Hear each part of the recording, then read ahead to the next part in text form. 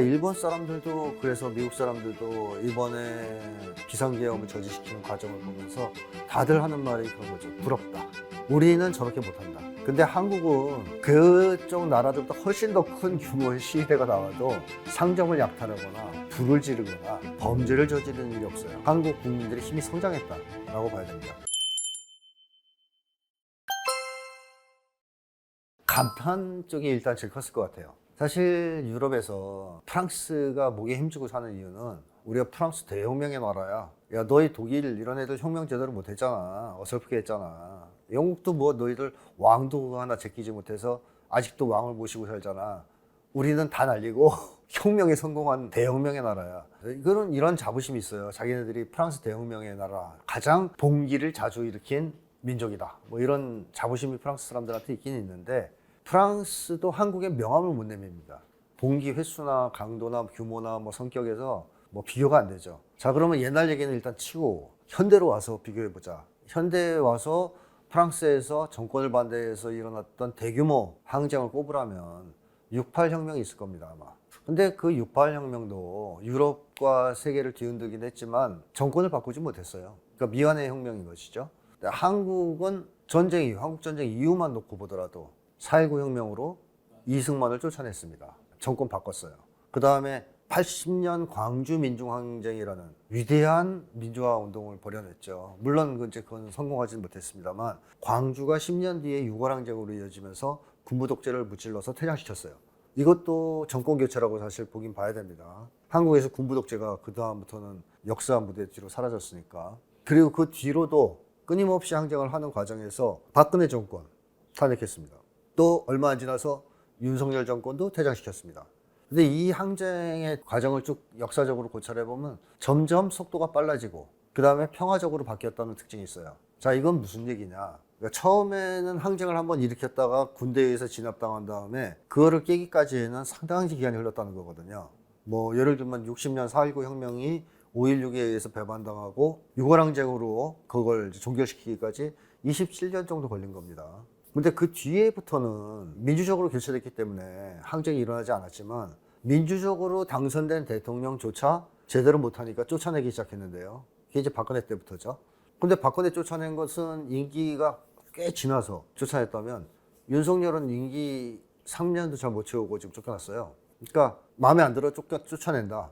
이것도 주기가 빨라지고 있다는 거죠. 게다가 박근혜 윤석열은 평화 시위로 쫓아냈습니다. 탄핵했습니다. 그러니까 이런 걸 봤을 때 점점 한국 국민들이 성장 발전해서 이제는 국민들을 제압하는, 국민들을 탄압하는 또는 국민들에 반하는 정권이 등장하면 임기 다 못 채우게 임기 끝날 때까지 기다리지 않고 그냥 내보낸다. 그것도 평화롭게 내보낼 정도로 한국 국민들의 힘이 성장했다라고 봐야 됩니다. 그러니까 평화롭게 퇴진시켰다는 얘기는 한국의 지배층이 착해졌다는 걸 의미하는 게 아닙니다. 한국 국민들의 힘이 그만큼 세고 한국 사회가 성숙해서 이러한 국민적 저항을 물리력으로 진압하는 것을 두려워하게 됐다는 걸 의미하는 거죠. 또는 물리력으로 진압하기 어려워졌다는 것을 의미하는 거죠. 그것만 봐도 프랑스 사람들조차 한국 사람들한테 명함을 못 내민다는 말이 맞는 거죠. 자, 일본 사람들도 그래서 미국 사람들도 이번에 비상계엄을 저지시키는 과정을 보면서 다들 하는 말이 그런 거죠. 부럽다. 우리는 저렇게 못한다. 군대가 국회에 몰려오면 우리 집에 있지 안 나간다 밖에 무서워서. 어떻게 한국인들은 저 상황에서 죽음을 무릅쓰고 다 몰려나가고 전 국민이 거의 들고 일어나서 대통령을 탄핵시킬 수가 있겠는가. 이런 점에서 한국에 대한 어떤 부러움, 존경심 이런 걸 표현하는 경우가 많고 그 다음에 한국의 이 시위 문화의 수준 때문에도 많이 감탄하죠. 보통 서양의 경우나 일본의 경우, 일본은 뭐 시위가 거의 없어요. 아예 없다시피 하는데 옛날 전공투가 한번 했을 때도 그렇고 서양의 경우에는 대규모 시위가 벌어지면 반드시 약탈과 범죄가 있어요.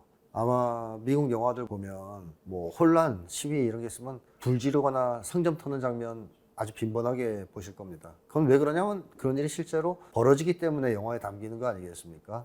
근데 한국은 그쪽 나라들보다 훨씬 더 큰 규모의 시위대가 나와도 상점을 약탈하거나 불을 지르거나 범죄를 저지르는 일이 없어요.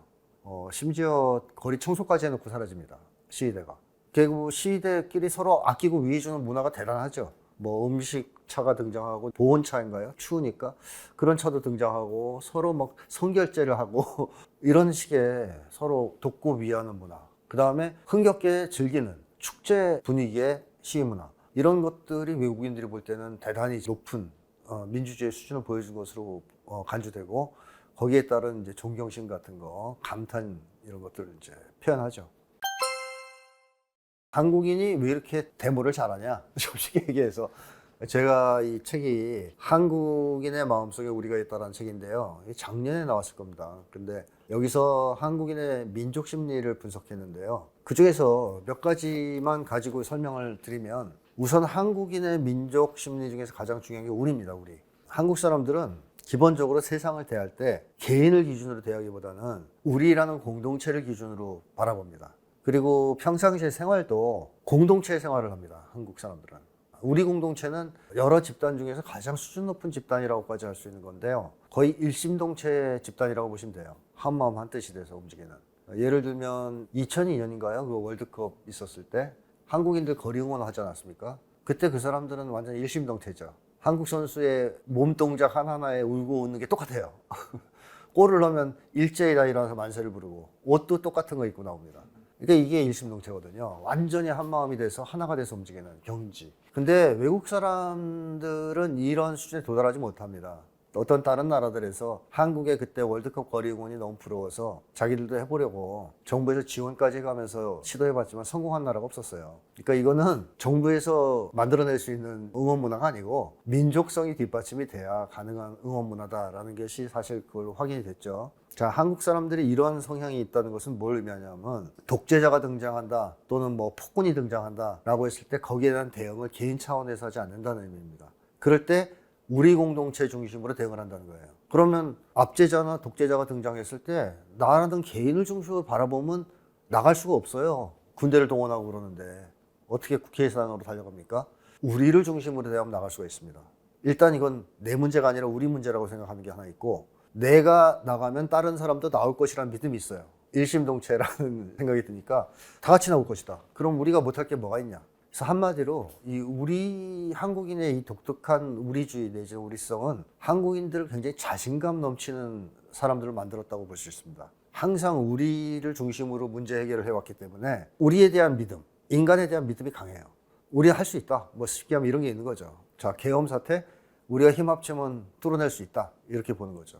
근데 개인주의 생활을 계속 오래 해왔던 유럽 사람, 서양 사람들, 또 일본 사람들은 그렇게 생각 못 합니다. 우리는 이길 수 없다는 패배주의가 더 강하죠. 그런 게 한국인들의 강렬한 저항력을 형성하는 데 일조했고요. 또 한 가지는 한국인들의 인간 중심주의가 있습니다. 인간을 중심에 놓고 보는 한국인들의 심리인데 한국 사람들은 이 세상에서 인간을 가장 귀중한 존재로 생각합니다. 인간이 가장 중요하다고 봐요. 그래서 이걸 일본하고 잠깐 비교하면 일본은 사람보다 규칙이 중요합니다. 그런 사회예요. 그러니까 예를 들면 규칙이 있으면 사람은 거기에 끼워 맞춰져야 되는 존재인 거예요. 구체적인 예로 하나 들면 일본에서 버스를 tas다. 근데 출발 시간이 예를 들어 오후 3시로 정해져 있다. 그럼 누군가 어떤 사람이 내가 지금 잘못해서 표를 잘못 사서 근데 급하다 버스를 꼭 타야 된다. 한 5분만 기다려주면 내 표를 바꿔 오겠다. 이러면 일본에서 기다려주겠습니까? 절대 안 됩니다. 일본은. 규칙상 3시에 떠나야 되는 버스는 무조건 3시에 떠납니다. 한국은 가능할까요? 가능합니다. 제가 직접 경험해 본 적이 있어요. 내가 표를 잘못 산 적이 있었거든요. 저녁 표인데 아침 표를 잘못 산 거예요. 그래서 그 버스를 못 타면 어려운 조건인데 그게 운전기사한테 그 사정 얘기를 하니까 기사가 빨리 뛰어가서 표를 바꿔와라. 거기 막 달려가서 바꿔왔습니다. 근데 한 5분 넘게 지체됐죠. 5에서 10분 정도. 근데 흥미로운 것은 그 기사도 그걸 허용해 줬을 뿐만 아니라 승객들이 갔다 오니까 반응이 성공했네, 바꿔왔네, 고생했어요 하는 반응이에요. 일본 같으면 그런 반응이 나오지 않아요. 저 인간 때문에 규칙을 못 지키는 것은 문제가 있다. 항의하고 난리 났을 겁니다. 그러니까 한국은 이 규칙 규범이 융통성이 있어요. 왜? 사람을 위해서 만들어진 게 규칙인데 사람이 어려움에 처했으면 규칙을 완화해야지 당연히. 이런 게 한국 사람들의 심리예요. 왜? 사람을 더 중요하게 보니까. 일본은 그렇지 않아요. 규칙 안 지키는 건 큰 문제고 그걸 위해서는 사람은 희생돼도 된다. 손해를 봐도 된다. 이런 게 있습니다. 자, 어쨌든 한국인들은 이렇게 인간을 중심에 놓고 중요하게 보는 심리가 있단 말이죠. 이 세상에서 가장 귀중한 존재는 인간이라고 보는 그렇다면 권리의식이 어떨까요? 매우 매우 높다고 봐야죠. 가장 귀중한 존재인 인간을 탄압하고 괴롭히고 착취하는 거, 이거는 절대로 있어서는 안 되는 나쁜 일이라고 생각하는 경향이 강합니다. 그게 한국인 특유의 권리의식으로 나가죠. 그래서 한국인들은 권리침해 당하는 걸 못 견디는 사람들 아니겠어요? 그런 것들이 독재에 저항하는 강한 어떤 경향성, 저항성, 이런 것에 또 일조하고 있다고 생각이 되고요. 그 외에도 뭐 한국인의 민족 심리가 거의 다 이 한국인의 강력한 저항성에 영향을 미치긴 합니다. 가장 중요한 것은 역시 우리 인간 중심, 이게 핵심 아닐까 하는 생각이 듭니다. 한국인의 민족 심리 중에 중요한 거로 도덕을 꼽는데요. 한국인들이 왜 도덕을 숭상하냐면 예전부터 우리 공동체 생활을 해왔단 말이에요.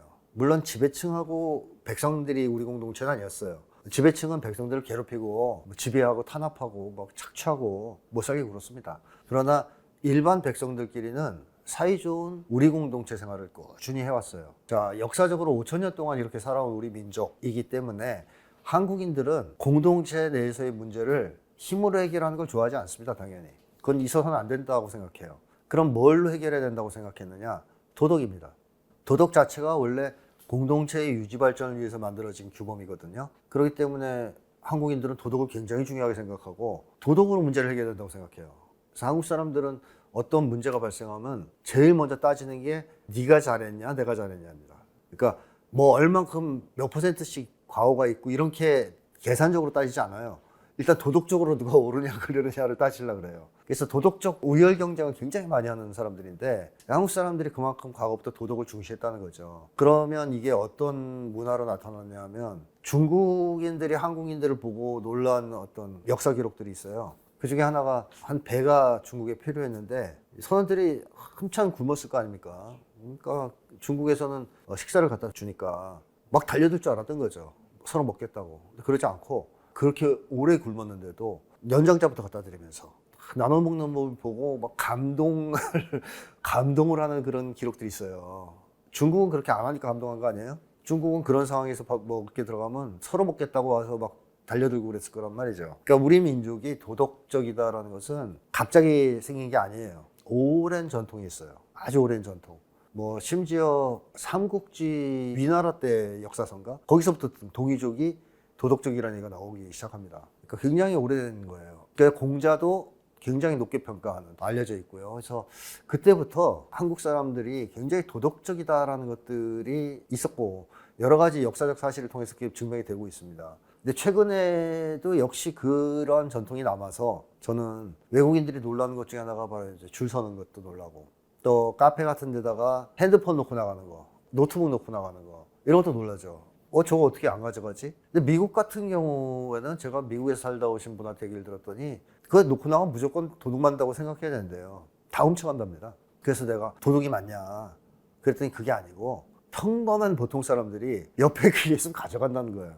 그거를. 그 사람들 특별히 도둑이 아니라는 거예요. 일반인들이 그런 행동을 한다는 거예요. 저도 깜짝 놀랐었는데 한국의 경우에는 그런 거 가져가는 사람 거의 없고 또 집 앞에 택배 훔쳐가는 경우도 별로 없고 외국 사람들이 볼 때는 야 얘들 대단하다 이런 생각이 드는 거죠. 근데 어떤 분들은 그게 뭐 CCTV 때문이라고 얘기하는 분들이 있지만 우리나라의 역사적 기록들을 쭉 살펴보면 CCTV와 상관없이 아주 먼 옛날부터 한국 사람들이 상당히 도덕적이었다는 것은 확인됩니다. 저는 뭐 유전적으로 우수하다는 걸 배제하고 얘기한다면 한국인의 그 강한 우리주의, 그러니까 저는 인재를 많이 배출한다고 생각합니다. 사람이 의지를 발휘해서 어떤 목표를 달성하는 그런 힘, 개인의 이익과 욕망을 실현하기 위해서 발휘하는 의지와 또 우리의 이익과 욕망 또는 우리를 위해서 발휘하는 의지와 욕망은 차원이 다르거든요. 뭐가 더 강력하고 힘이 있을까? 당연히 저는 우리 쪽이라고 봅니다. 자, 예를 들면 나 개인의 이익을 위해서 발휘하는 어떤 의지력은 그야말로 출세와 성공을 하기 위해서 몸부림치는 정도의 의지력밖에 안 된다고 저는 생각해요. 그 사람은 자기의 목숨을 바쳐서라도 뭘 달성하고자 하는 의지는 없습니다. 하지만 우리를 위해서라면 목숨을 기꺼이 내놓는 사람들이 있죠. 예를 들면 한국인들이 기억하고 있는 안중근 의사 이런 분들. 그 안중근 의사가 개인의 어떤 이익이나 욕망 때문에 독립운동을 하고 이토 히로부미를 죽인 건 아니지 않습니까? 자기가 죽을 걸 알면서도 그러한 투철한 우리 민족을 위해서 뭔가를 하려고 하는 그런 의지 때문에 그런 불굴의 길을 걸었던 건데요. 그러니까 한국인들 중에서 훌륭한 사람들 중에 많은 분들은 굳이 얘기하면 공익적 인간들이에요. 요즘식으로 표현하면. 그러니까 세계에 내놓을 만한 그런 사람들. 심지어는 왕도 그렇습니다. 자, 세종대왕이 한글을 만들어서 돈을 많이 벌려고 했을까요? 돈 버는 건 당연히 도움 안 되고, 또 그 당시에 한글 만들면 지배층에서 지지받는 것도 아니에요. 오히려 지배층에서 굉장한 반발이 있었어요. 왜 만들었을까? 세종대왕이 백성들 위해서 만든 겁니다. 이것만큼은 저는 사실이라고 보고 높이 평가해야 된다고 생각해요. 백성들이 글이 없어가지고 중국에 한자를 쓰는데 너무 어렵다. 우리 상황에 맞는 우리 글을 만들어서 백성들 좀 편하게 해줘야 되겠다. 문화 수준도 올려줘야 되겠다. 자, 이런 목적에서 글을 창제한 경우가 있습니까? 인류 역사에? 없죠.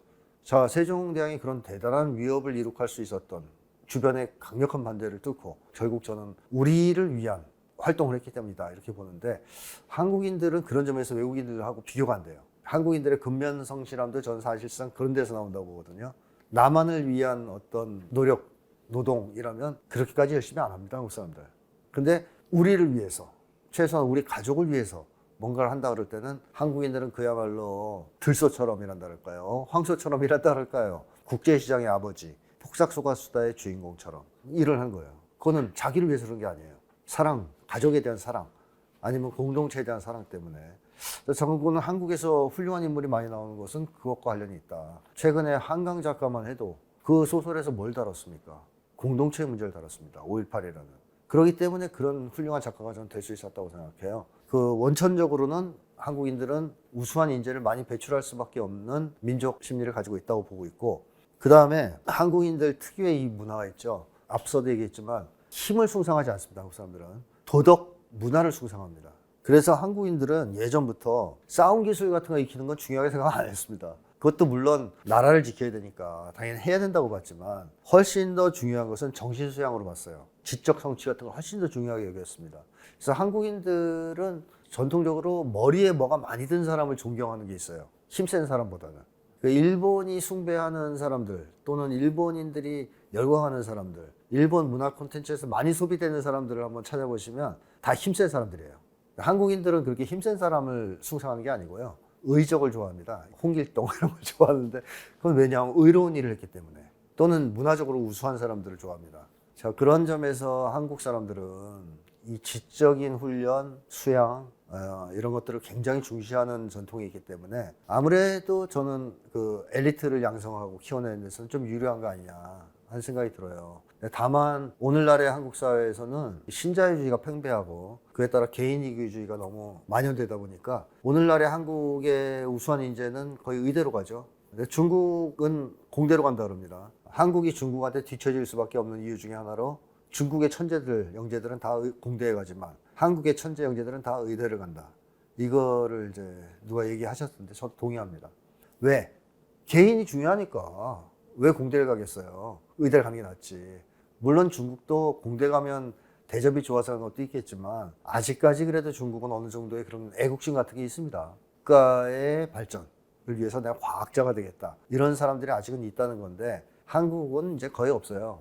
여러분 뭐 과학자를 꿈꿔주세요 이런 광고 나온 지도 벌써 수년 됐습니다. 누구도 그걸 꿈꾸지 않아요. 돈이 안 되니까. 그러니까 한국인은 이 우리를 상실하면 제가 볼 때는 그런 우수한 인재 배출이 어려워집니다. 점점. 그러니까 우리가 강화될수록 한국인 심성에 맞는 사회가 되고, 우리가 강화되면 강화될수록 훌륭한 인재가 많이 나오는 사회라고 봐야 될 겁니다.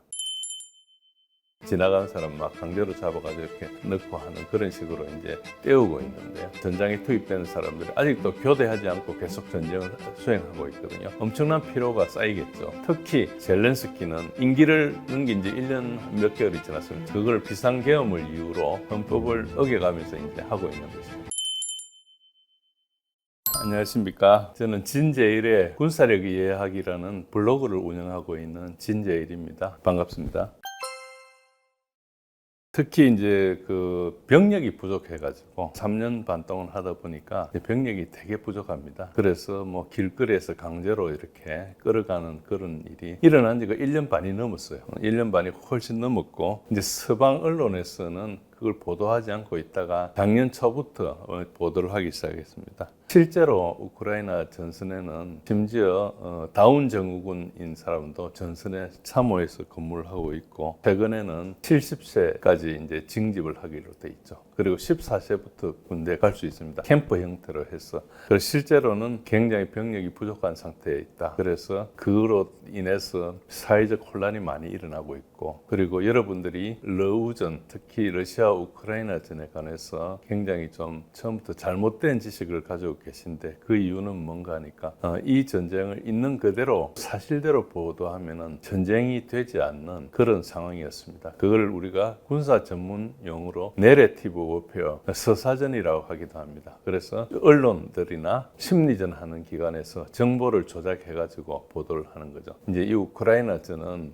이제 러시아를 향한 우크라이나를 이용한 서방의 대리전이었거든요. 미국에서 이제 주도를 했습니다. 그러다 보니까 병사들만 우크라이나 사람들이고 나머지는 전부 서방에서 제공한 것이거든요. 우리나라도 우크라이나 지원에 들어갔고요. 3년 반 전에 전쟁이 발발했을 때 러시아를 향해서 비난하고 제재에 동참해서, 그래서 러시아로부터 비우호국으로 지적이 됐습니다. 그런데 만약에 이걸 전쟁을 일으킨 서방 쪽에서 굉장히 정당했다면은 들은 대로 알고 있는 대로 그렇게 됐겠지만, 사실은 정당하지 않았기 때문에 그 정당하지 않은 사실을 사실대로 이야기하면은 서방의 여러 나라들, 특히 이제 나토의 32개 국가, 우리도 그리고 일본도 들어와서 이제 우크라이나 지원 연락관 그룹에 속해가지고 우크라이나에 계속적인 지원을 해줬습니다. 우리는 그나마 이제 그 살상 무기는 지원하지 않았지만은 우크라이나에 포탄이 모자라가지고 우리가 우크라이나에 포탄을 직접 줄 수 없으니까 미국에 판매하는 형태로 해서, 그러면 미국은 그 자기 포탄을 우크라이나에 주는 형태로 해가지고 지원을 했고요. 그래서 그걸 가지고 푸틴이 여러 번 우리한테 경고도 했습니다. 그 경고에 대한 대응으로 북한에 대해서 지원을 했기 시작해가지고 지금 북러 간에 저런 동맹에 가까운 조약을 맺게 된 원인을 우리가 제공한 셈입니다. 뭐 우리가 한 것이 그런 걸 했다고 해서 러시아가 그런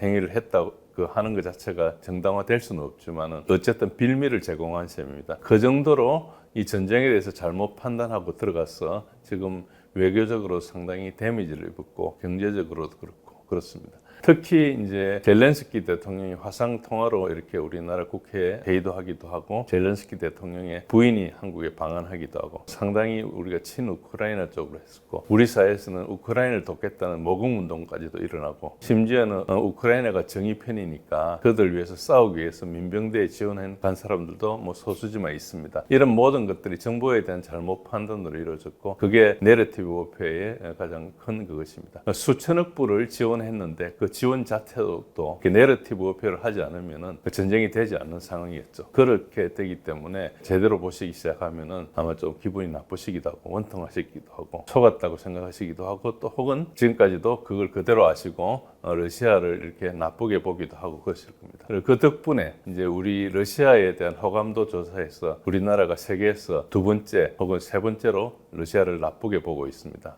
첫 번째 나라는 우크라이나고 두 번째 나라가 영국 아니면 우리나라입니다. 그 정도로 우리가 정보가 어두워가지고 잘못 알고 있었습니다. 그래서 실제로 지금 이제 전쟁이 다 끝나가니까 드러나기 시작하고 조금씩 알려지기 시작하는데, 서방에서도 물론 언론 통제를 했어요. 그런데 대한 언론들이 나와서 지금 같은 유튜브나 이런 데서 진리를 찾고자 하는 데서는 꾸준히 사실을 취합하고 그걸 가져왔습니다. 저는 개인적으로 그 처음부터 전황이 보도되는 걸 보니까 전황이 사실과 다르게 계속 보도를 되더라고요. 저는 이제 군사 전문가니까 그 전선 이동만 봐도 양쪽에 피해가 어느 정도 되는지 이렇게 알 수 있는데, 러시아가 굉장히 못 싸는 걸 하면서 막 계속 전진을 하는 이런 이상한 일이 일어나서 그 파기 시작해가지고, 그래서 이제 3년 동안 데이터를 모으고 계속 이렇게 팔로우를 했습니다. 그러면서 이제 이 내러티브 워페어라는 것을 알게 되고, 그때부터 이제 이 사실을 알리기 위해서 저도 조금 노력을 했습니다. 지금은 1, 2년 전보다 사실을 아는 사람들이 좀 많아졌습니다. 그렇지만 아직까지도 대부분의 분들이 러시아는 나쁜 나라고 민주주의 국가인 우크라이나를 계속 침공한다, 이렇게 이제 생각하고 있는 게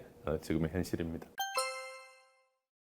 예, 40만 명이 탈영을 했다는 그 자체가 사실 40만 명 탈영이라는 게 어마어마한 거잖아요. 우리나라 군이 지금 50만 근처에 왔다 갔다 하는데 그 정도가 탈영인 것이거든요. 실제로 작년 12월 달에 탈영 사실이 대대적으로 이제 알려지게 됐습니다. 특히 이제 프랑스에서 교육을 받고 온 여단의 30%가 전장에 도착하기 전에 탈영해 버린 거죠. 그 일이 되고 나서 이제 알려졌는데 실제로 우크라이나에서 이제 탈영병이 계속 모여서 작년 12월에 제가 집계할 때는 거의 10만 명에 가까웠습니다. 우크라이나는 군사 부분이 없어가지고 탈영병을 일반 검찰에서 다루는데 검찰청 홈페이지에서 탈영 숫자가 이제 데이터가 나오다가 그게 문제가 되니까 폐쇄를 해버려가지고 그때부터 이제 짐작을 했는데 그래서 그걸 제가 금년 초에 1월 초에 제 블로그에 올릴 때는 그때 10만 명이 됐다. 그러나 실제로 그것보다 훨씬 많을 거다. 그러니까 탈영을 한 것을 즉시 보고를 보통 그 상관이 하지 않거든요. 그래서 탈영했는지 안 했는지 확인하는데 시간이 걸리고 또 행정적으로 지체가 되고 하니까 탈영 보고는 실제보다 더 항상 늦게 일어나니까 보고 숫자보다 많을 거다. 그렇지만 뭐 40만 명이라고 생각하지는 않았습니다. 그때도 50만 명 설은 있었습니다. 그러나 이제 그건 좀 보도를 좀 극적으로 하기 위한 과정이고 한 1, 20만 명이라 생각했습니다. 공식적으로는 10만 명을 그때도 넘었다고 생각했습니다. 근데 40만 명이 지금 됐는데 그 이후로 작년 초하고 지금하고 시점에 우크라이나에 이제 공식적으로 사상자 즉 인원 손실이 30만 명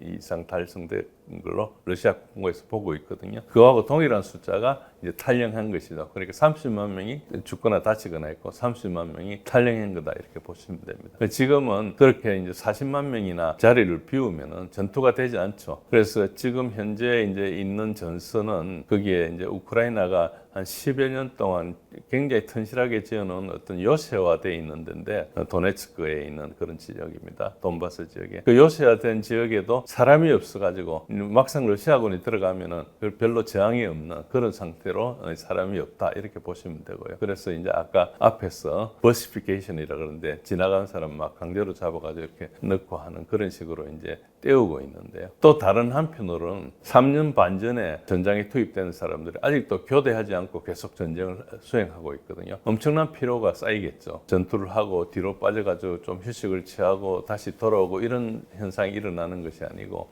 그냥 그렇게 운영되니까 어찌 보면 막무가내로 운영된다고 볼 수 있죠. 그래서 당연히 지탱 불가능합니다. 불만과 반발이 커지는 것은 이제 부패가 가장 큰 원인 중에 하나입니다. 처음에는 이제 러시아가 어떤 무슨 핑계를 대든 공식적으로는 러시아가 우크라이나에 침공한 것이거든요. 그때에 대해서는 이제 우크라이나 국민들이 조국을 지키겠다는 이런 생각이 3대 7 정도로 우세했습니다. 물론 거기에는 러시아계도 있고 하니까 모두 찬성하는 것은 아니지만 그렇지만 전쟁이 수행 계속되면서 합리적으로 하지 않고 강제로 끌어가지고 이렇게 하고 또 이제 사상자 이런 게 생기는데 그런 걸 보고하지 않고 뭐 실종으로 처리한다든지 이렇게 하니까 이제 자기 가족들이 이제 전쟁에 간 경우는 이제 굉장히 억울한 경우도 많죠. 그리고 지금 강제로 징집하는 영상 이런 걸 보시면은 그 강제 징집하는 그 조직을 TCC라 그럽니다. 그 조직에서 하는 일을 너무나 싫어하기 때문에 그래서 사람들이 이제 정식으로 군복 입고 이렇게 모집을 못 합니다. 그럼 다 도망가고 신고하고 하니까 그래서 사복 입고 하기도 하고 혹은 그 모집하는 그 모집센터 건물이 있지 않습니까? 행정 건물이나 그 모집해가지고 버스로 실어 온 사람들 강제로 이렇게 모아놨다가 이제 전방으로 보내고 하는데 그런 조직의 그런 기관의 좌표를 러시아군에 알려줍니다. 그래서 그러면 그 좌표에다가 미사일로 때립니다. 그런 식으로 해서 이제 요즘 최근에 그 TCC라는 모병센터가 굉장히 많이 파괴되고 있고요. 그리고 벌써 한 1년 반 이상 전부터 이제 빨치산 운동이라 해서 저항 운동이 우크라이나 내에 일어나고 있습니다. 두 가지 계열이 있는데 하나는 이제 러시아계 빨치산이 있습니다. 이제 러시아계인데 우크라이나 국민이 된 거죠. 국민이기 때문에 이제 사실은 정책에 반발하면서 저항 운동을 하는 빨치산 운동이 있다 치면 또 하나는 우크라이나계인데도 이제 저항 운동을 한 사람이 있습니다. 젤렌스키 정권의 학정에 못 견뎌서 이제 반대를 하는 것이죠. 그래서 특히 이제 나토 같은 데서 사람들이 와가지고 교관들이 이 훈련을 시키고 하는 이런 장소 같은 것 들이나 이런 분은 그 좌표를 우크라이나계 빨치산이 러시아계 빨치산한테 연락을 하면 러시아계 빨치산이 러시아 정보국에 연락해가지고 그 좌표를 알려줍니다. 그럼 그 미사일을 때리고 그런 게 오래됐습니다. 오래됐고 그게 이제 특히 전통적으로 러시아계가 많은 동부, 남부, 중부가 아닌 서부에도 그 현상이 많이 있습니다. 그래서 우크라이나에 대해서 이런 젤렌스키 정권에 대해서 저항은 많이 하는데 특히 이제 중요한 것은 뭔가니까 젤렌스키가 잡고 있는 이 정권은 2014년도에 유로마이단 혁명이라 그러는데 그 쿠데타입니다. 사실은 그때 이제 여러 가지 EU 가입하느냐만을 나가지고 국론이 갈라져 있었던 그 시기에 그 야누코비치라는 그 전 대통령이 이끌어가는 정책에 대해서 유로마이단 광장에서 시위가 계속 있었습니다. 2013년 가을부터 거의 11월부터 시위가 있어가지고 2014년 2월 달에 이제 그 시위가 끝나고 마지막에는 이제 혁명 비슷하게 쿠데타 비슷하게 일어나가지고 이제 그 야누코비치 대통령이 신변의 위협을 느껴서 피하는 사이에 국회에서 이제 탄핵을 의결합니다. 그런데 탄핵을 하면서 정족수를 채우지 않고 탄핵을 해버린 거예요. 그러니까 이제 불법으로 한 거죠. 그리고 이제 그걸 그때 그 시위를 주동하고 정권을 잡았던 세력이 네오나치라고 이야기하는 스테반 반데라고 하는 이제 극단적인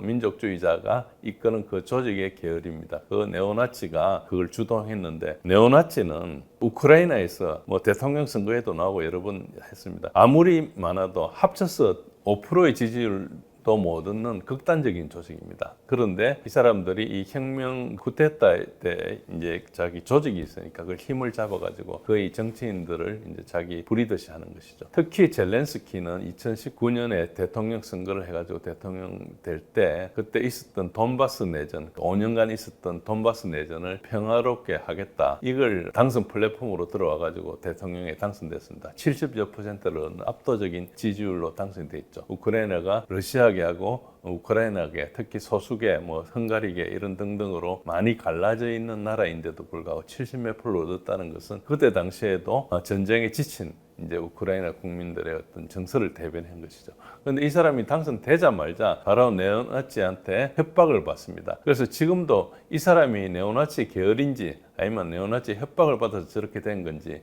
꼭두까시인지 이거에 대한 논란이 있는데 결과는 똑같습니다. 네오나치 정책을 그대로 따랐던 거죠. 특히 이제 유로마이단을 이끌었던 사람이 유명한 라이트 섹터를 이끌은 사람이 있었는데 드미트로 야롯이라는 사람이 있습니다. 대통령 당선된 일주일 후에 중앙 언론에 대고 한 이야기가 그 신임 대통령이 우크라이나를 배신하면 목숨 위험하다 이런 공개적인 협박을 할 정도로 이렇게 네오나치가 득실했습니다. 그래서 지금도 네오나치가 이끌어 간다고 생각하시고 국회나 그리고 특히 이제 대통령실에 있는 예르막 같은 사람 여러 사람들이 다 네오나치 출신이고 특히 다음 대통령으로 거론되고 있는 잘루즌이라는 지금 영국에 가 있는 대사가 있습니다. 그분도 전형적인 네오나치다. 그래서 국민들한테 투표하면 5%도 못 얻는 세력이 지금 정권을 다 장악하고 있는 그런 것이다. 그래서 어째 보면은 조직 폭력이나 마피아한테 그 납치되어 있는 정치 현실이다 이렇게 보시면 됩니다. 그래서 그걸 전부 다 서방은 러시아를 이용하기 위해서 그런 극단적인 세력을 이용하거든요. 러시아를 공격하기 위해서 마치 이제 알카에다 이런 조직들, 아이시스 같은 조직들을 가지고 이제 중동에 혼란을 일으키는 것과 똑같다고 생각하시면 됩니다. 그래서 그런 걸 인정하지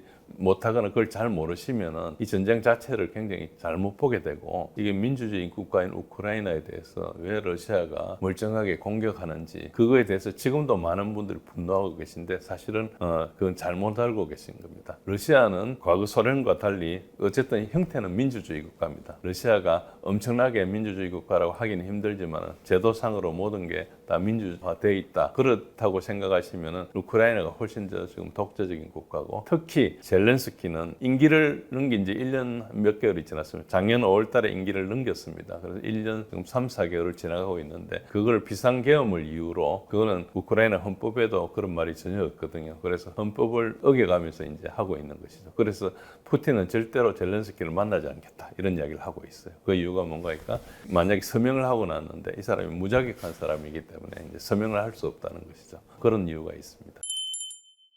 한국인들은 그야말로 저항의 민족이라고 할 정도로 저항을 막 잘 하잖아요. 지배층에. 역사적으로도 계속 그래왔고. 그래서 봉기를 일으키면 가장 간단한데요. 그래서 일본의 어떤 사람은 한국 정치를 정말 이해하기 힘든 것 중에 하나가 명분이다. 어떻게 한국인들이 이렇게 명부를 중요하게 생각하는지 모르겠다. 사회적 참사를 겪었을 때도 보면 한국 유가족들이 제일 격렬한 감정 반응을 표현하거든요. 근데 그걸 뭐라 하는 사람 없어요. 한국에서는. 서양이나 일본은 그렇지 않다는 건데요. 이 한국인과 외국인들이 누가 더 감정 표현을 솔직하게 과감하게 하느냐? 한국인입니다. 에이, 거짓말 이렇게 얘기하는 사람도 있을 거예요. 서양 사람들이 더 잘하는 것 같은데 아니에요. 이거는 서양의 학자들이 연구한 결과에도 나와요. 한국인들이 훨씬 더 감정 표현이 활발하다라는 결과가 나옵니다. 일본하고 비교하면 뭐 비교가 안 될 정도로 활발하고요. 한국인들이 감정 표현을 활발하게 하는 것은 한국인들은 일종의 감정 신성관 같은 게 있어요. 이전에 심리학자 최상진이라는 분도 그런 얘기를 하셨는데 한국인들은 감정 그 자체를 굉장히 소중하게 신성하게 여기는 심리가 있다 이런 표현을 하셨는데 한국인들은 가장 인간적인 심리 중에 하나로 감정을 꼽습니다. 그래서 한국 사람들은 감정을 나쁜 거로 보지 않아요. 대체로 좋은 거로 봐요. 그래서 감정 표현을 안 하는 게 문제지 그걸 활발하게 하는 것은 잘하는 거라고 생각하고 거기에 대해서 전혀 문제시하지 않습니다. 이걸 어디에서 금방 확인할 수 있냐면 그 장례식장에 갔을 때 한국 사람들은 거의 막 대성통곡하는 경우가 있어요. 바닥을 쳐가면서 울고 발을 동동 구르기도 하고 꺼이꺼이 울고 막 동네 떠나가라 하는 정도로 울죠. 그럼 한국인들은 그런 걸 봤을 때 얼마나 가슴 아픈 상실이면 저럴까 하면서 그 유족의 마음에 공감하는 쪽이고요. 거기에 대해서 전혀 뭐라고 하지 않아요. 사람이 죽었는데 당연히 그럴 수 있지. 일본은 근데 그렇게 울면 혼나요. 장례식장에서. 너만 사람 죽었냐? 이런 식이에요. 감정 표현 절대 안 한다라고 혼이 나는 거죠. 근데 외국도 마찬가지예요. 서양도. 그렇게까지 감정 표현이 한국처럼 왕성하지가 않습니다. 그래서 사회적 참사를 겪었을 때도 보면 한국 유가족들이 제일 격렬한 감정 반응을 표현하거든요. 언론 매체가 보는 앞에서도 그걸 드러내죠. 근데 그걸 뭐라 하는 사람 없어요. 한국에서는.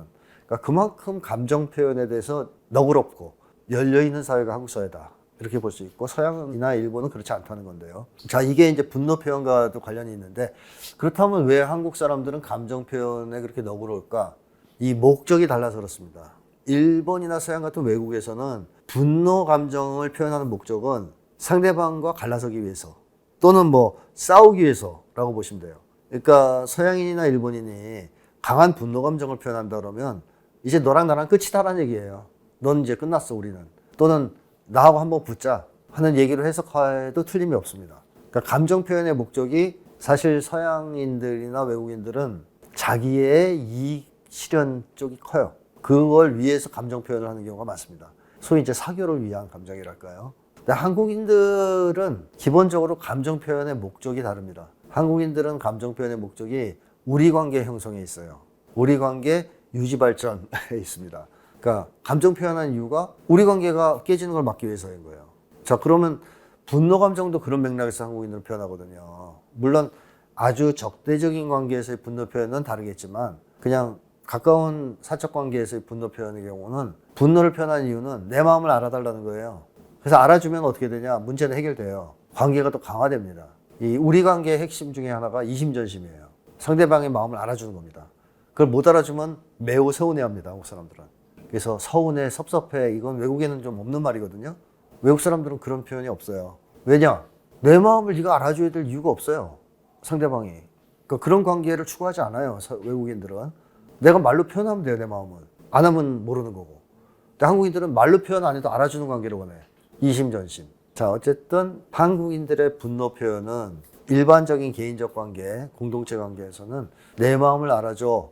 즉 우리 관계가 유지 발전되는 것을 위해서 표현하는 것이기 때문에 서양인들의 분노하고는 외국인들의 분노하고는 좀 다르다. 이렇게 얘기할 수 있겠습니다. 뭐 한국의 욕이 아주 다종다양하다는 것은 잘 알려져 있죠. 일본만 해도 욕이 몇 가지가 없어요. 일본 드라마 같은 거 한번 보시면 욕이 그렇게 다양하지 않습니다. 서양도 비슷해요. 미국 드라마를 봐도 욕이 그렇게 아주 다양하지 않아요. 제한돼 있어요. 근데 한국은 소위 이제 뭐 욕 백과사전이 있을 정도로 욕이 정말 많습니다. 다종다양하고 또 변이도 엄청 많아요. 개성도 강합니다. 지방색도 강하고요. 자, 그런 이유가 도대체 뭘까? 사실 사람들이 살다 보면 개인 간 갈등, 분쟁 또는 뭐 집단 간 갈등, 분쟁 이거 피할 수가 없죠. 어느 사회나 있게 마련입니다. 근데 이거를 외국인들은 보통 어떻게 해결했을까? 힘을 해결했다고 보시면 됩니다. 힘으로. 그래서 서양의 결투 문화 아실 겁니다. 예전까지도 그런 게 많았어요. 서로 의견이 안 맞고 이해 충돌이 나오면 칼 빼서 싸워요. 그게 사무라이식의 해결법이죠. 다만 오늘날에는 결투를 하기가 힘드니까 어떤 식으로 결정하느냐, 소송, 송사를 결정합니다. 그래서 미국은 소송의 왕국이라고 그러죠. 그냥 모조리 다 그냥 소송 걸어가지고 일하는. 요즘 한국도 좀 그렇게 바뀌고는 있지만 어쨌든 서구 사회는 기본적으로 개인 간 갈등이나 분쟁을 힘으로 해결하는 문화가 있었다. 이렇게 본다면 한국은 뭘로 해결했느냐? 한국은 힘으로 해결하는 걸 방치하면 안 됩니다. 왜냐? 공동체가 깨질 위험이 있어요. 그래서 한국인들은 힘으로 이 문제를 해결해서는 안 된다고 생각하고 도덕이나 문화 같은 기준으로, 도덕 기준으로 해결하는 게 옳다고 봅니다. 한국인들은 또 법을 최우선시하는 사람도 아니에요. 도덕을 더 중시하는 사람들이에요. 이번에 해도 장관 임명할 때 도덕성 문제 있으면 낙마하고 그럽니다. 뭐 외국도 그런 일이 간혹 있겠지만 그게 유독 강한 나라가 이제 한국인 거고요. 정치에서도 명분 싸움 하거든요. 그것도 결국 도덕성 경쟁이에요. 그러니까 한국만큼 이 도덕이 중요하게 취급되는 나라가 별로 없어요. 그래서 일본의 어떤 사람은 그 얘기까지 하더라고, 학자는. 한국 정치를 정말 이해하기 힘든 것 중에 하나가 명분이다. 어떻게 한국인들이 이렇게 명분을 중요하게 생각하는지 모르겠다. 일본에서는 명분은 중요하지 않다는 거죠. 힘이 중요하지. 근데 한국에서는 명분 없으면 힘을 인정을 안 하는 사회니까 매우 특이하다고 이제 얘기를 한 게 나옵니다. 자, 그렇지만 이 주먹질하거나 화끈하게 총으로 쏴서 죽이거나 결투해서 소송으로 승리를 하는 거에 비해서는 어때요? 타격감은 덜하죠. 도덕으로 이기는 게. 그러니까 어떻게 보면 자기가 졌지만 억울하고 분하고 화난 마음이 있을 수 있지 않습니까? 자, 그러면 어떻게 하겠어요? 때릴 수는 없고 욕을 해야지. 그러니까 한국인의 욕은 쉽게 하면 일본인의 칼이에요. 칼의 역할을 하는 거예요. 사람을 직접 찌르면 안 되고 그게 욕을 하는 거죠. 그래서 한국인들의 어떻게 보면 부정적인 감정, 그걸 카타르시스를 해주는, 그러니까 감정을 해소시켜주는 그런 역할들을 욕이 했다. 그래서 한국인들은 욕이 지나가고 나면 또 자기 속이 다 풀어졌기 때문에 감정이 또 잘 지내요. 심지어 욕이 친분을 과시하는 수단으로 쓰이는 경우조차 있어요, 한국은. 특히 남성들 같은 경우에는 친해지면 야, 이 새끼야, 저 새끼 하면서 막 하면 그게 화가 안 나고 친밀감의 표현으로 느껴져서 사람들의 유대를 더 강화시켜주는 경우까지 있어요. 그리고 또 욕쟁이 할머니 이런 경우도 있는데 뭐 어디서 할머니가 욕을 막 철지게 한다 그러면 그게 화나게 만드는 게 아니라 친근감과 다정함 뭐 이런 거의 표현으로 느껴지는 경우도 있고, 부모가 자식한테 욕하는 경우도 그 부모가 좋은 부모일 경우에는 욕으로 느껴지지 않죠. 사랑의 표현으로 느껴지기까지 합니다. 그러니까 이 한국인의 욕은 그야말로 인간관계를 매개하는 다양한 방식으로 진화해 왔다라고 말할 수가 있죠. 그리고 또 하나 이제 욕이 한국 사회에서 중요한 것은 한국인들은 그야말로 저항의 민족이라고 할 정도로 저항을 잘 하잖아요. 지배층에. 역사적으로도 계속 그래왔고. 그래서 봉기를 일으키면 가장 간단한데요. 봉기를 매일같이 할 수는 없어요. 아무리 한국인들이 봉기의 민족이라 해도 1년 내내 봉기할 수는 없어요. 근데 참다 도저히 안 되면 들고 일어나는 거죠. 근데 평상시에도 지배층은 계속 백성들을 괴롭힐 거 아닙니까? 그러면 어떻게 해요? 봉기를 매일 못 하는데 욕을 하는 거죠. 그래서 한국에서는 저항의 수단이기도 합니다, 욕은. 저항하는 이 저항심을 표현하는 수단. 욕으로 일단 퉁치고 화난 거 누그러뜨리고 한번 넘어가 주지. 근데 이게 임계치에 도달하면 우리 들고 일어난다. 이게 한국 백성들의 심리라 할까요? 그래서 욕은 한국에서는 개인 간 갈등과 분쟁을 매개하는, 폭력으로 치닫지 않도록 매개하는 수단이기도 하고 봉기 이전의 저항심을 표현하는 수단이기도 하다. 그러니까 한국인들은 그만큼 주먹질하는 것으로 문제 해결하는 걸 그렇게 좋아하는 사람들은 아니고, 그러다 보니까 오히려 그 반대급부로 욕이 다종다양하게 발전했다 말할 수 있겠습니다. 사실 신자유주의 시대에 들어선 이후 한국 직장도 많이 미국화됐죠. 소과됐습니다. 유사해졌어요. 그래서 요즘엔 큰 차이가 있을까 싶을 정도로 한국 직장도 많이 바뀌긴 했는데, 과거의 한국 직장을 본다면 지금도 이제 그런 직장의 분위기나 전통이 조금 남아 있어서 이제 그런 거겠지만, 저도 한때 90년대 초반까지만 해도 직장 생활을 좀 했었는데 직장 동료들 관계가 너무 좋아요. 사실 한국은 그 당시만 해도 그러니까 거의 한 가족이에요, 한 가족.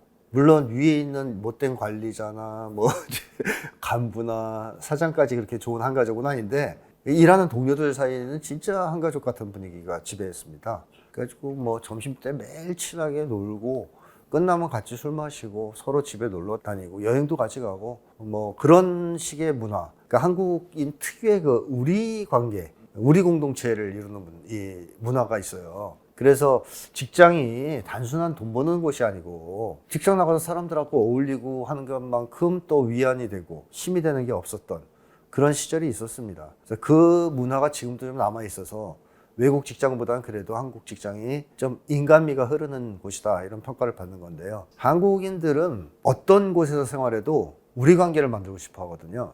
야, 우리 돈 벌기 위해서 여기 모인 거고 너나 이제 취업했으니까 각자 자기 일 하면 되지 이렇게 한국인들은 생각하지 않아요. 잘 거기서 만난 사람들이 같은 일을 하다 보면 자연스럽게 우리라는 의식이 싹트고 그 과정에서 서로에 대한 친밀감이 엄청 올라가고 또 사랑의 감정이 강해지면서 어느 순간이 되면 이제 우리가 돼버리는 그런 문화가 한국 사회에 있습니다. 그래서 한국인들은 직장에서도 우리 공동체를 만들고 우리 관계를 만들고 심지어는 공적인 직장 아주 엄격한 이런 데서도 우리 관계를 만드는 경향을 보이고요. 그래서 한국 사람들 좋아하는 것 중에 하나가 옛날에는 술 먹으러 가면 군번 까고 야자타임 갖자. 이것도 이제 우리가 되고 싶어서 하는 짓인데 제가 볼 때는 기본적으로는 이제 그런 것들이 한국 사회는 굉장히 강하다. 그래서 군대에 가서도 한국 사람들은 친인척 관계를 형성하고 나오기를 하질 않나. 막 친하게 지내면서 형제가 되고 친구가 되고 막. 그러니까 그 안에서도 우리 관계를 만들려고 하는 거죠. 뭐 농담 삼아 말씀드리면 심지어 감옥 가서도 만드는 게 한국 사람들이에요. 근데 외국인들은 그렇지 않아요. 직장이 철저하게 개인 단위로 움직이는 곳이에요. 자기 이익만 챙기고. 그래서 일본만 해도 10년 동안 같이 직장 생활을 했는데 상대방 집에 못 가본 경우, 또 뭐 수년간 같이 일했는데 서로 전화번호를 교환하지 않는 경우가 비일비재합니다. 이게 이제 직장에도 차이를 좀 유발하지만 지금은 옛날 같지 않다, 한국도 직장이. 그런 점에서 옛날 직장 문화를 그리워하는 분들이 많고, 사실 그 직장 문화가 붕괴되기 시작한 시점이 한국에서 자살률이 급증하는 시점과 일치합니다. 그러니까 한국인들은 어떻게 보면 치열한 개인 간 경쟁 방식으로 운영되는 조직에서 못 견뎌요. 그래서 그런 얘기를 누가 물어볼 때가 있단 말이에요. 그러니까 신자유주의가 된 거는 우리나라만이 아니지 않느냐. 일본을 비롯해서 전 세계가 다 그렇게 됐는데 한국만 자살률이 이렇게 급격하게 치솟아서 세계 1위를 하고 출산율은 꼴찌를 하고 그러는 거냐. 그러니까 한국인하고 안 맞는다고 볼 수 있죠. 상극이다. 일본이나 서양 같은 경우에는 원래 좀 개인주의 문화가 강한 나라들입니다. 겉으로는 집단주의 문화가 강한 것 같지만 사실 일본 사람들 개인주의자들이거든요. 근데 한국인들은 전 세계 최고 수준의 집단주의인 우리주의자들이에요. 굳이 얘기하면. 따라서 한국인들은 치열한 개인 간 경쟁이 벌어지는 이 사회나 조직을 제일 견디기 힘들어합니다. 스트레스가 보통 큰 게 아니에요. 그래서 저는 한국인에게 가장 큰 고통은 바로 공동체 상실이라고 생각합니다. 눈치 보는 것도 사실 우리 공동체가 만들어져서 화목하면 눈치가 아니에요. 배려거든요. 타인에 대한 배려고 타인과 잘 지내려고 하는 그런 협력 정신 이런 것으로서 부작용이 이렇게 강하지 않은데 만약에 개인 간 경쟁 시대가 되면 한국인들은 자기 공동체, 자기가 소속된 공동체는 없는 상태이기 때문에 무차별적인 집단 내지는 사회에 자꾸 자기가 들어가야 된다고 압박감을 느껴요. 혼자이니까 더 그렇죠. 그래서 눈치를 더 보게 됩니다. 사회적 압력에 취약해지고. 한국 사람들이 유독 눈치를 많이 보고 비교 많이 하고 이런 것도 그런 성향과 관련이 있어요. 내 공동체가 뚜렷이 있고 지지 기반이 확실하게 있다라고 하면 한국인들만큼 눈치 안 보는 사람도 없어요. 왜냐하면 그 공동체 안에서 자기가 존중받고 인정받으면 되니까. 근데 그게 없는 시대가 열리자 대부분의 한국 사람들이 사회적 시선이나 평가에 지나칠 정도로 민감해지는 모습을 보입니다. 그것은 뭐냐? 완전히 고립된 개인이 가지는 사회나 공동체로부터의 추방당하는 두려움의 표현이라고 저는 생각하거든요.